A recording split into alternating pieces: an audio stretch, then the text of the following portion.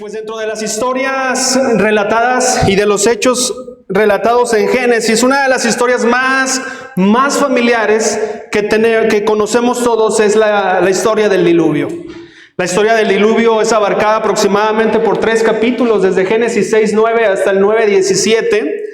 Y pues nos han enseñado la historia del diluvio desde niños.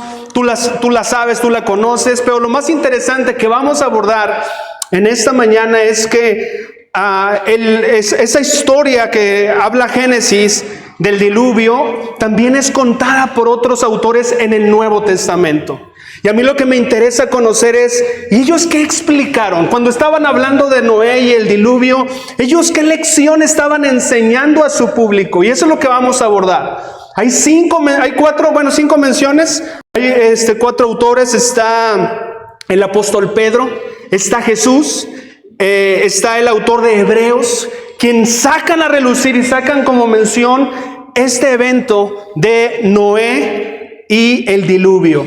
Y a mí lo que yo quiero que tú y yo veamos es, ellos qué enseñaban cuando traían esta historia a su público. ¿Qué era lo que ellos enseñaban? Porque no, para mí lo más importante no es solo conocerla, sino ¿y con qué me voy a quedar? ¿Qué me está diciendo que necesito aprender? ¿Qué lección debo tomar? Y el estudio de esta mañana se titula Lecciones aprendidas del diluvio. Lecciones aprendidas del diluvio. Vamos a arrancar con la primera mención que está en Mateo, por favor. Acompáñame con tu Biblia, Mateo 24, 37 al 44. Mateo 24, versículos 37 al 44. Voy a leerlo. Dice: cuando el Hijo del Hombre regrese, será como en los días de Noé. Jesús está sacando a relucir esta historia que él conoce. Dice: los últimos días serán como en los días de Noé. En esos días, antes del diluvio, la gente disfrutaba de banquetes, fiestas y casamientos, hasta el momento en que Noé entró en su barco. Versículo 39. La gente no se daba cuenta de lo que iba a suceder hasta que llegó el diluvio y arrasó con todos. Así será cuando venga el Hijo del Hombre. Versículo 40. 2 hombres estarán trabajando juntos en el campo. Uno será llevado, el otro será dejado. 2 mujeres estarán moliendo harina en el molino. Una será llevada, otra será dejada. Versículo 42. Así que ustedes también deben estar alerta, porque no saben qué día vendrá su Señor. Entiendan lo siguiente: si el dueño de una casa supiera exactamente a qué hora viene un ladrón, se mantendría alerta y no dejaría que asaltara su casa. Ustedes también deben estar preparados todo el tiempo, porque el Hijo del Hombre vendrá cuando menos lo esperen. Es interesante ver cómo Jesús estaba contando, y cuando estaba contando esta historia del diluvio, de Noé y del diluvio, su enseñanza o su lección es que en ese momento en donde estaba el diluvio, gente estuvo desprevenida. Gente la tomó por sorpresa. Y Jesús saca a sus oyentes la instrucción de que aprendieran la lección de estar alerta, de estar preparados en todo momento. Porque cuando se trata de un juicio de Dios, lo que Él está diciendo es solamente Dios conoce en el momento que va a comenzar esto. Nosotros que vamos avanzando en Génesis, a mí no me gustaría que digas, ok, ya conozco un poco más de Génesis, y no me gustaría entrar a detalles que tienen que ver con el tamaño del arca, las cantidades de especie de animales, sino ¿qué nos vamos a quedar? ¿Qué nos vamos a quedar con esta historia que abarca 3 capítulos? Aquí Jesús está diciendo, y si Jesús nos enseñara la historia de Génesis en este lugar, nos diría: oigan, así como vieron en Noé, también tienen que tener cuidado, estén alerta siempre, porque el día del juicio vendrá, así como con Noé, vendrá y nos tomará por sorpresa. Las enseñanzas de Jesús que nosotros podemos ver es que debemos estar alerta. En sus palabras dice: porque no saben el día que vendrá. Deben estar preparados, no solamente alertas, sino dice preparados todo el tiempo, porque el Hijo del Hombre vendrá cuando menos lo esperen. Esa es la lección que Jesús está trayendo a sus oyentes a través de la enseñanza del arca de Noé y el diluvio. Esta parte, la primera fase que nosotros vemos aquí es esta lección. Ya está. Necesitamos, a través de Jesús, una de las primeras lecciones es aprender a estar alerta. Aprender a estar alerta, a estar preparados. Lo que yo quiero que te preguntes a ti mismo es, oye, he estado viendo Génesis y la siguiente pregunta es, ¿estás poniéndote alerta? ¿Estás preparándote? ¿Estás tomando esa lección? ¿O solamente es como una historia pasada que tal vez piensas que te tiene que entretener? Vamos a ver el otro autor, Hebreos 11, por favor. Hebreos 11, verso 7. Hebreos 11. Hebreos 11:7 dice lo siguiente. Dice este autor, que no sabemos quién es específicamente, quien escribe esta carta de Hebreos, dice, fue por la fe que Noé construyó un barco grande para salvar a su familia del diluvio, en obediencia a Dios, quien le advirtió de cosas que nunca antes habían sucedido. Por su fe, Noé condenó al resto del mundo y recibió la justicia que viene por la fe.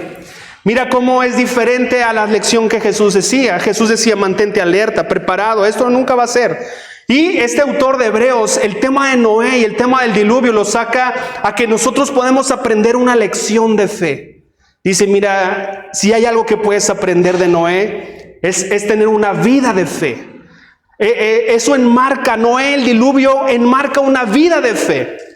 Él fue anunciado y le fue advertido cosas que nunca habían sucedido. Noé, fíjate que va a venir otro diluvio. ¿Qué es diluvio? ¿Cómo? ¿Qué?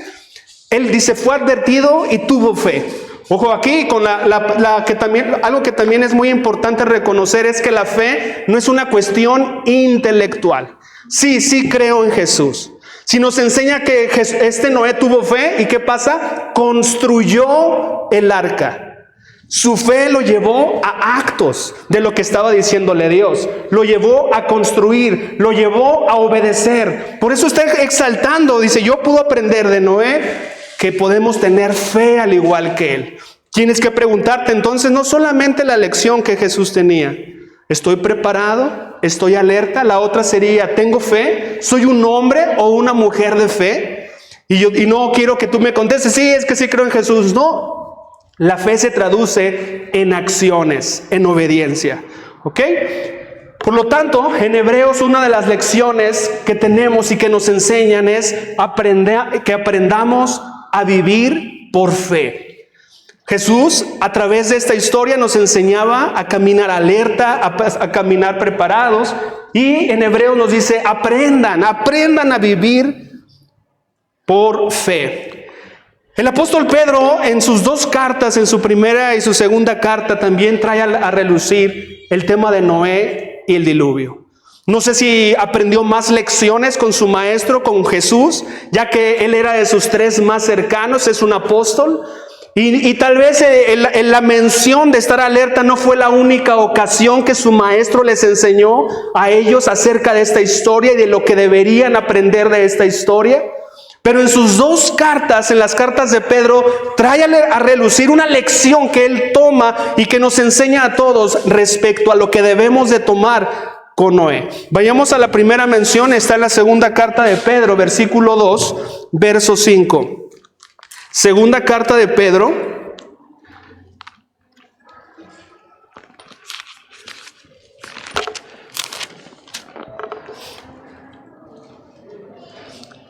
capítulo 2, verso 5. Dice lo siguiente, dice, Dios tampoco perdonó al mundo antiguo aparte de Noé y a los otros 7 miembros de su familia. Noé advirtió al mundo del justo juicio de Dios y por eso Dios lo protegió cuando destruyó con un gran diluvio el mundo de los que vivían sin Dios. Vamos a leer el versículo 6 y nos vamos a ir hasta el 9 para que podamos ir entendiendo la línea de pensamiento que tiene el apóstol Pedro respecto a esta historia de Noé. Verso 6. Tiempo después, Dios condenó las ciudades de Sodoma y Gomorra y las redujo a montones de cenizas.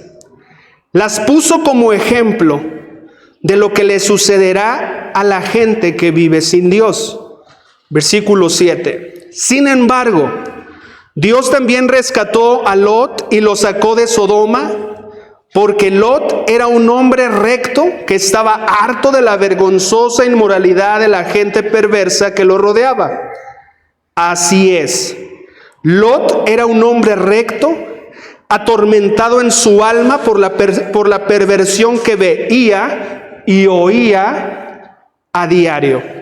Versículo 9. Esto es como su resumen, su lección.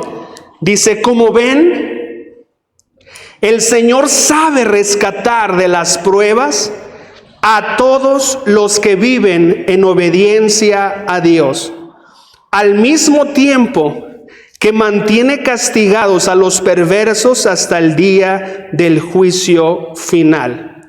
Vamos a detenernos ahí en el versículo 9. El apóstol Pedro, una de las cosas que él veía es algo que sucede y le dice, mira, la obediencia de Noé valió la pena. Dios bendice a los que son obedientes, aunque sean minoría, pero Dios bendice y también va a emitir un juicio, va a bendecir a esas personas que se mantienen obedientes y también emite un juicio hacia las personas que viven en desobediencia.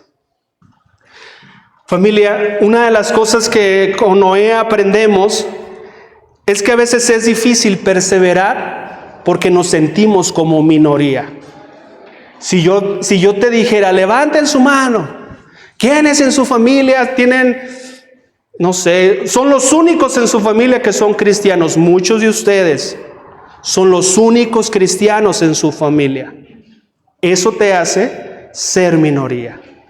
Eso te hace a veces ser muy complicado. Eres la que no encajas, eres la que, ahí viene Sor, no sé qué, Sor Fernando. Ahí viene otra vez, sí.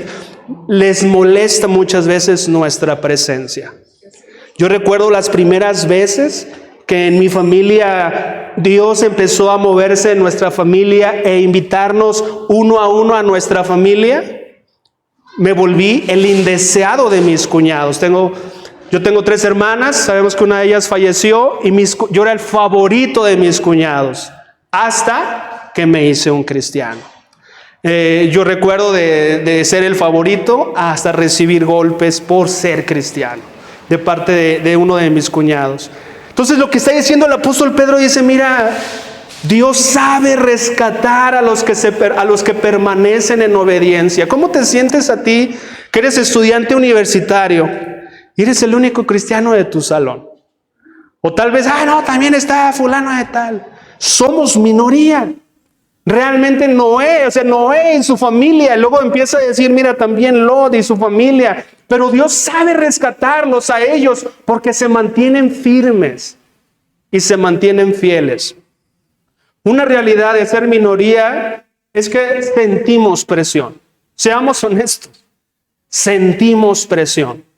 Yo creo que tú, si eres un cristiano y estás en la universidad, muchas veces has caído en la tentación de ceder a la presión de grupo que se ejerce, ¿no? Pues por eso la moda es lo que lleva la mayoría y la gente, si tú te fijas, los colores, la ropa es lo que lleva la mayoría. La moda es eso, ¿no? Entonces es una gran presión y lo que decía el apóstol Pedro dice, mira, yo aprendo de Noé que aunque seamos minoría, mantengámonos ahí, es el lugar correcto, Dios es fiel, vamos a mantenernos ahí. Si tú te sientes hoy desanimado, oye, es que somos bien poquitos, pues ¿quién se va a querer comprometer con Dios? Lo que llevamos no es malo, restaura matrimonio, restaura vida, nos saca de adicciones, nos quita las cadenas. O sea, esto es para que la mayoría quisiese.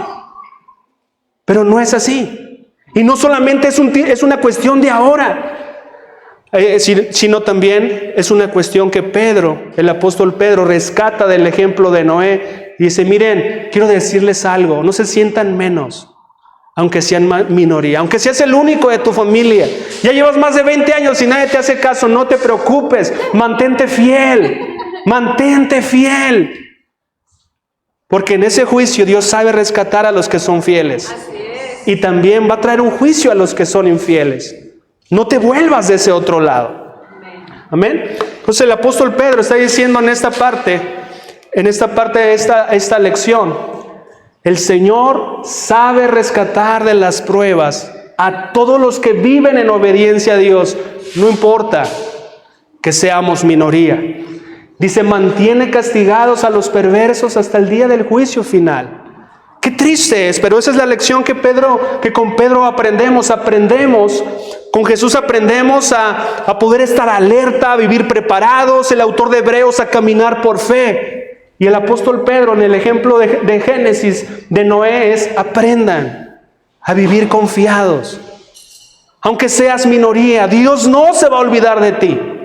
No se va a olvidar de ti. Quiero que voltees a ver tu vida. ¿Me estoy pareciendo al mundo? ¿A mi familia? ¿A mis amigos? ¿O te estás pareciendo a Cristo y eres perseverante con eso?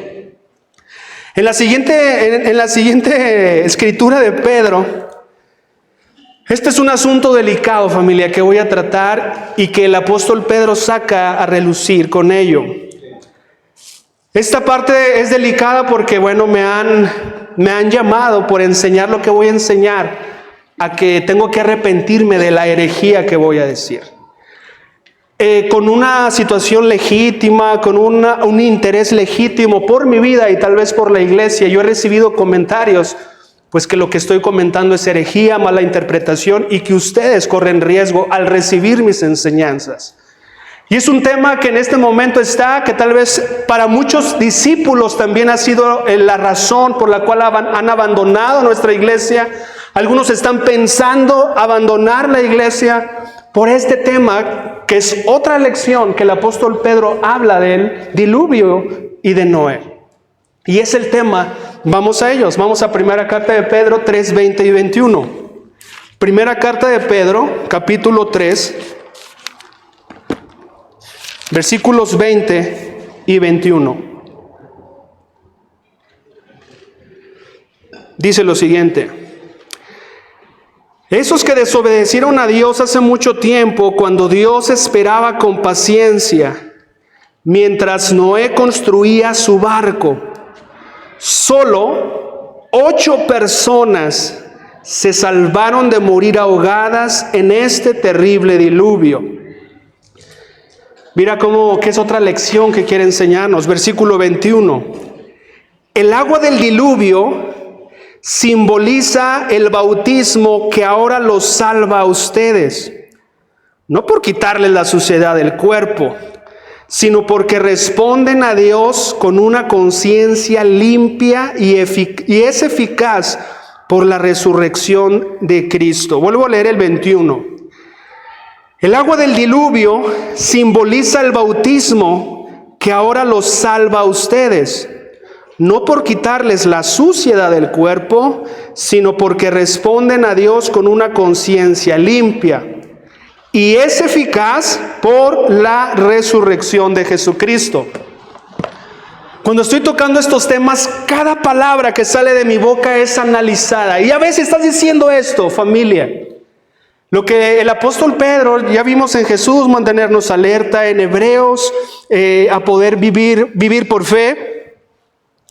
En la segunda carta de Pedro, a tener confianza. Y en esta primera carta de Pedro, él hace una simbología. Miren, hay algo aquí entre Noé y el diluvio, las aguas que cubrieron la tierra, que mataron a la gente en desobediencia, con el agua del bautismo que ahora nos salva, y que está diciendo ahí el apóstol Pedro.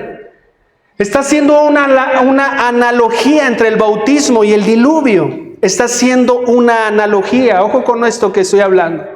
Esta analogía tiene que ver en que en ambos el elemento central, en el diluvio el agua era algo central y en el bautismo el agua es algo central. También nos está diciendo que Noé y toda su familia fueron salvos de esa generación. En el diluvio de Noé fueron separados de esa gente perversa, de toda esa gente que solamente todo lo que ellos pensaban era mal. A veces pensamos, oye, pero no, las aguas no me salvan, no, me salva el arca, esa es la que me salva. Lo que está hablando es la separación de la gente malvada hacia Noé, los puso a salvo, los separó de ellos. Y lo que está hablando, dice, mira, está simbolizando lo que a nosotros separa a los salvos de los no salvos. Sigue conmigo, no quiero que te pierdas, porque Fer, esta cuestión es criticada porque lo que parece ser que estamos dando a entender es que somos salvos por obras y no por gracia. ¿Ok? Esta parte del diluvio es que no, el bautismo no te salva. Y ojo, no estamos, ni la iglesia enseña que el bautismo salva. Quédate conmigo con todo lo que vamos a hablar. Pero no estamos hablando que el bautismo salva. ¿Ok? Nos está diciendo que es una comparación, es una analogía y tenemos que entender de qué se trata esto. Porque es ahí en donde se nos juzga de herejía, estamos malinterpretando, cámbiate de iglesia, esa no es la correcta, y en lo que está de moda ahora, ¿no? Está de moda es la sana doctrina. Esto no es sana doctrina, así que huye de eso. Ok. Lo que a mí me ha tocado como característica de la persona, de mi interlocutor que opina diferente, es como si estuviera hablando con alguien con sus oídos cerrados, no me escucha. Porque lo que le estoy diciendo es como cuando platicas con tu esposa, si eres casado, que dices, no, me escuchó. Ella está en su rollo y nomás me dejó hablar, pero no me escuchó. Eso de la misma manera es lo que pasa muchas veces cuando estamos hablando de esto, porque yo estoy de acuerdo que ellos, nadie, ni tú ni yo, nos salvamos por obras. Los méritos que nos salvaron son los méritos de Cristo. No son nuestros méritos. Ok, sigue conmigo. Entonces el agua hace una separación entre los salvos y no salvos. El agua hace una separación entre toda esa gente perversa, toda esa gente que Dios consideró que solamente hacía para mal para poderlos salvar y rescatar. Uno de los exponentes más fuertes es John MacArthur. Y uno de sus, en su comentario de su carta, de la primera carta de Pedro 3:20, dice, mira, ciertas tradiciones teológicas malinterpretan la declaración de Pedro, el bautismo ahora nos salva.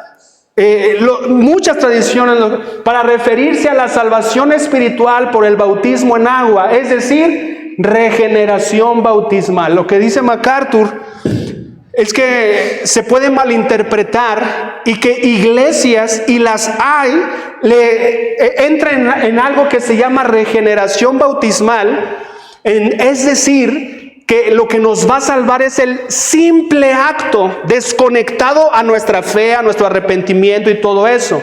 Ahorita voy a darles un ejemplo, porque la mayoría aquí fuimos bautizados creyendo la regeneración bautismal. Y es lo que está diciendo MacArthur. ¿Sabes qué? La mayoría están malinterpretando esto. Ok. Esto nosotros lo practicamos y esto es la regeneración bautismal. Que le dan el total acto al bautismo de que va a pasar algo en el ser humano sin que él participe. Este niño no puede tener fe en Jesús y este niño no puede experimentar el arrepentimiento, que es el significado del bautismo. A eso es lo que MacArthur se refiere, regeneración bautismal. Algo que tú crees que va a suceder por el simple hecho de bautizarte, pero aunque la persona no participe ni haga nada. A muchos de nosotros, de hecho, yo me he sentado con papás y dices, oye, yo estoy preocupado, ya nació mi hija, la bautizaré, ya hemos platicado, la bautizaré, no la bautizaré. Porque se nos ha enseñado, y la mayoría de nosotros vivimos esto, ¿cierto? Entonces un bebé no tiene pecado, un bebé no puede arrepentirse, un bebé no puede tener fe en Jesús, y eso que le van a hacer no significa nada, porque el poder no está en el acto, ¿de acuerdo? Ok, eso sería, a nosotros somos calificados como que practicamos regeneración bautismal. Estando sentado y conversando, es que lo que ustedes creen es regeneración bautismal. Y yo digo, no, nosotros no creemos en el poder del acto. Y vamos, sigue conmigo en esta parte. MacArthur en su mismo comentario dice, mira, el único bautismo que salva es el seco, el bautizo seco, el bautizo espiritual, tanto en la muerte y en la resurrección de Cristo. La salvación, dice MacArthur en su comentario de 1 Pedro, lo que estamos leyendo, la salvación no ocurre por medio de un rito.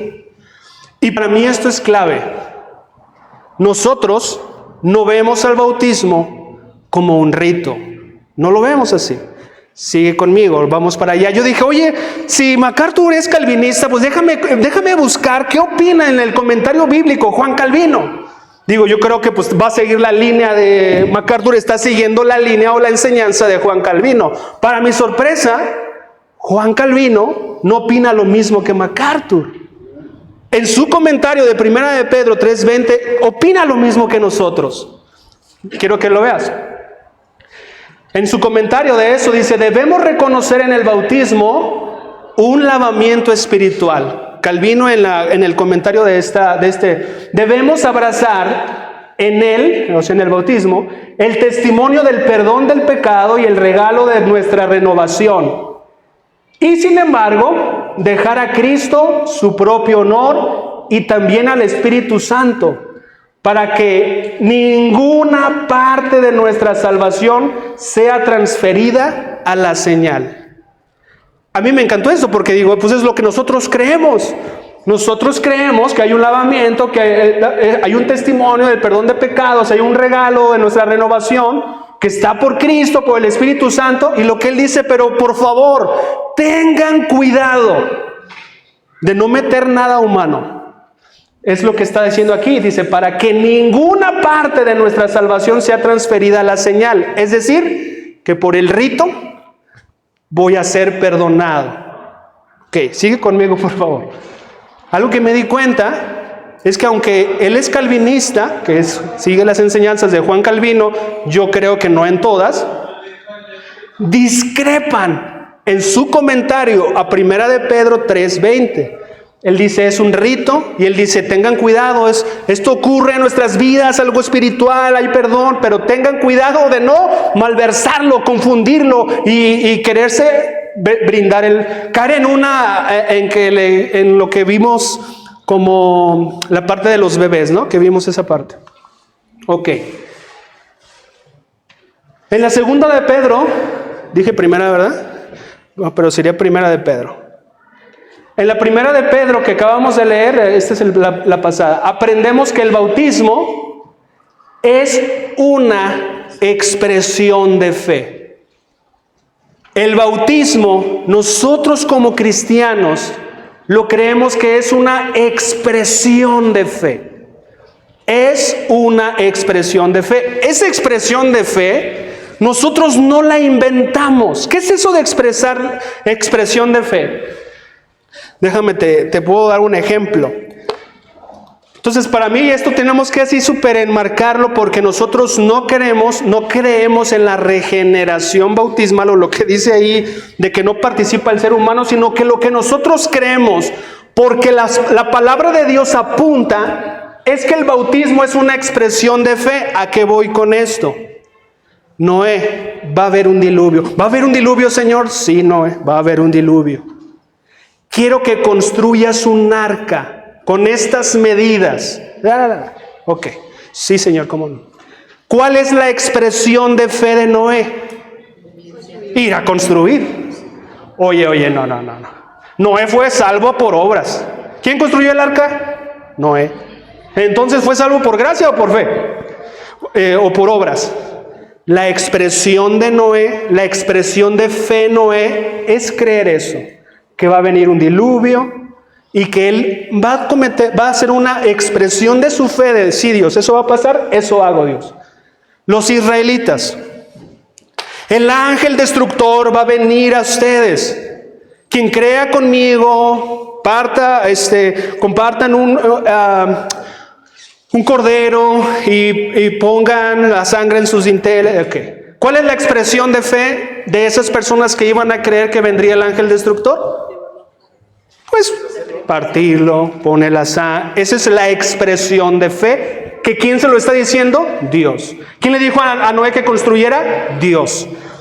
Vas a ver en cada cosa, en los aspectos bíblicos, Dios pidiendo algo y solicitando una expresión de fe.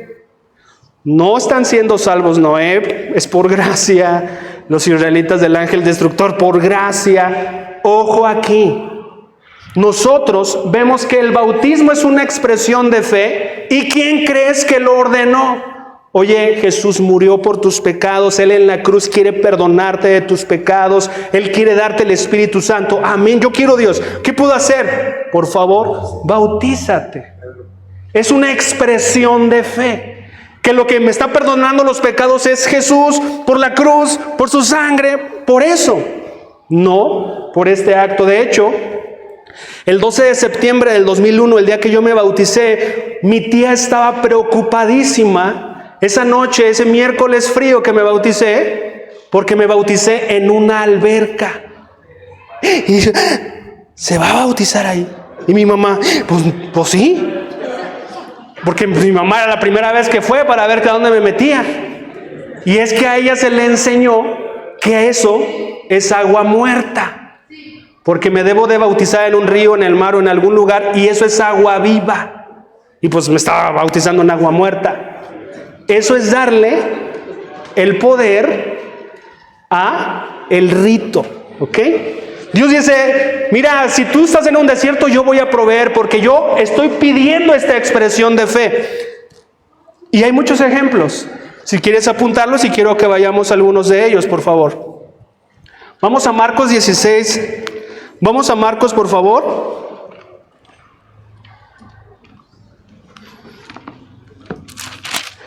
Así que mi mamá no terminó feliz esa noche, sino bien preocupada, porque me bauticé en agua muerta. Marcos 16, 16. Dice lo siguiente: el que crea y sea bautizado será salvo, pero el que se niegue a creer será condenado. Dice, el que crea y exprese su fe bautizándose será salvo. Vamos a Hechos 2, 37 al 38. Hechos 2, 37 y 38. Dice lo siguiente: las palabras de Pedro traspasaron el corazón de ellos, quienes le dijeron a él y a los demás apóstoles: hermanos, ¿qué debemos hacer? Pedro contestó: cada uno de ustedes debe arrepentirse de sus pecados y volver a Dios, y ser bautizado en el nombre de Jesucristo para el perdón de sus pecados. Debe haber esta expresión de fe. ¿Crees esto? Debes hacer eso. Hechos 22, 16. Hechos 22, 16.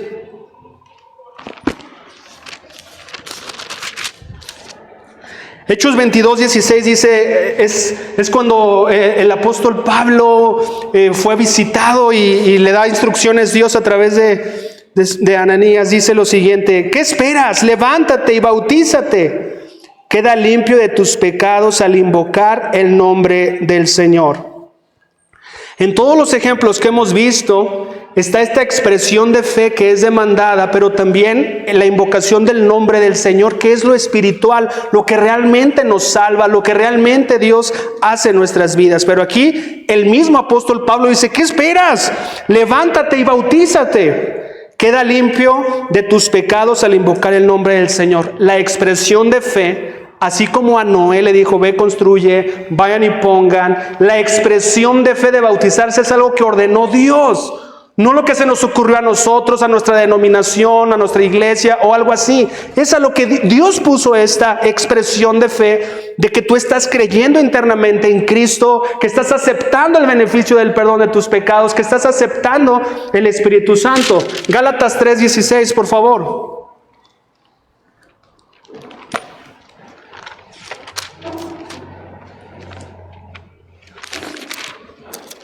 Gálatas 3:16.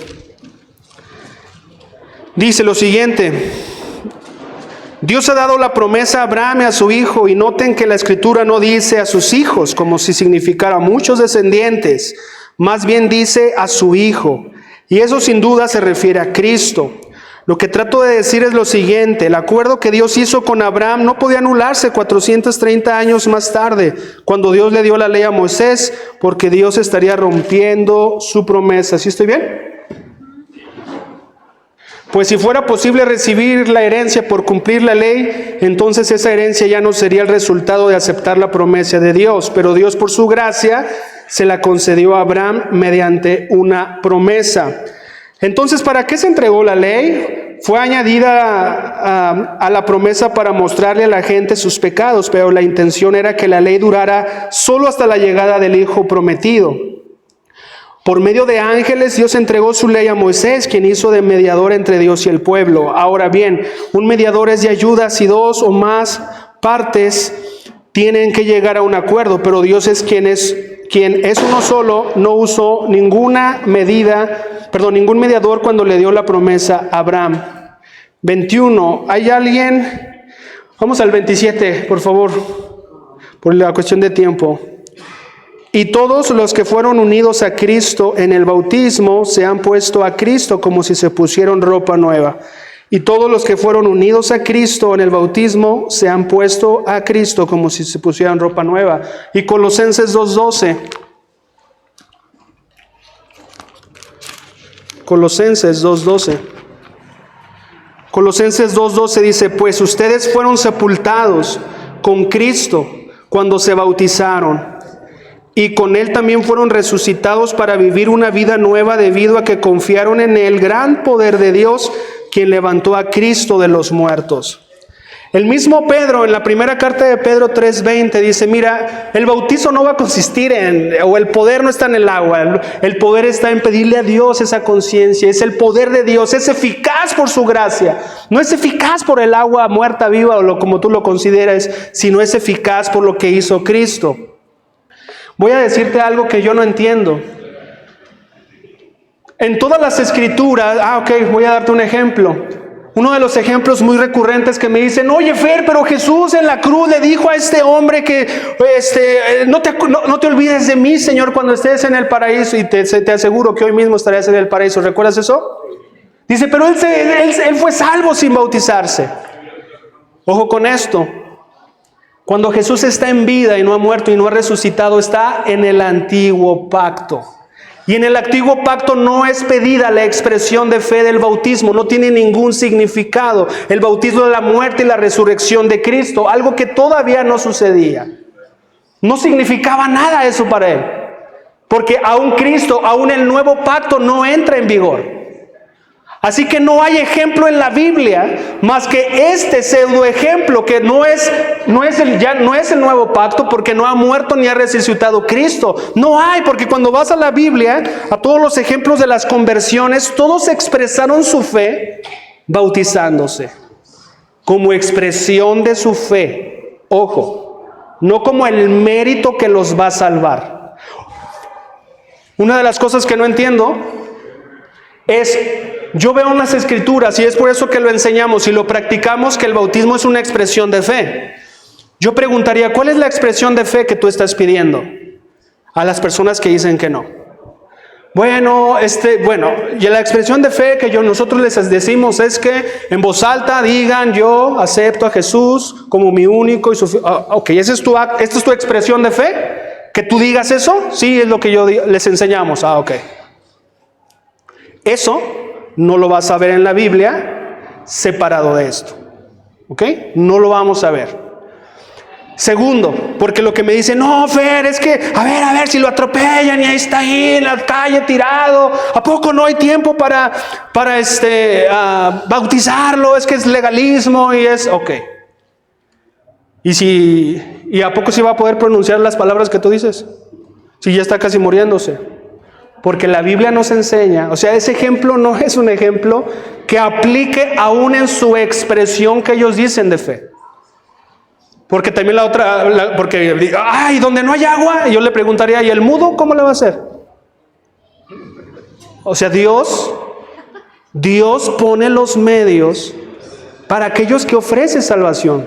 El mudo, con poca agua, pero tenemos innumerables escrituras que te dicen, no te esperes al final, no te esperes al final. Lo que vimos en Jesús, dice, estén alerta y estén preparados siempre. Y me tachan como, no, lo tuyo no está bien, porque no puedo hacerlo en los hospitales y a la gente necesitada. Pues la Biblia es la Biblia, ¿ok? Entonces, familia, el apóstol Pedro saca a colación el término del bautismo como algo que equipara y que nos da un ejemplo, que ellos fueron salvados. Ojo con esto de los que estamos aquí. He visto personas reunirse en la iglesia por muchos años y no quieren expresar su fe bautizándose. Solamente quiero que estés bien clarito. El que vengas a la iglesia no te salva. Tienes que expresar tu fe inicialmente así. Lo tienes que hacer. A mí me interesa que mis hijos expresen su fe, porque decimos, es que mi mamá es tan buena, que no creo que sea necesario esto. Pues no es que seamos buenos, Dios nos habla y nos enseña que expresemos la fe a aquellos que estamos arrepentidos y que creemos en las promesas de Dios. ¿De acuerdo? Por decir lo que acabo de decir, soy hereje y tengo que arrepentirme de esta herejía. Es lo que así, voy a orar por ti porque necesitas arrepentirte. Entonces, en la Biblia, en los ejemplos de la Biblia, yo le digo, muy bien, enséñame un ejemplo en donde no expresen la fe bautizándose. No hay nada. Sí, ya encontré uno. Fer. Y es lo que me dicen. Todos concluyen a ese mismo. En la literatura que he leído también. Entonces, ¿qué aprendemos de las lecciones de Noé y del diluvio? Cosas bien interesantes. Mantenernos fieles, preparados, tener fe, poder tener confianza aunque seamos minoría y expresar correctamente nuestra fe. ¿Amén? Acompáñame en una oración.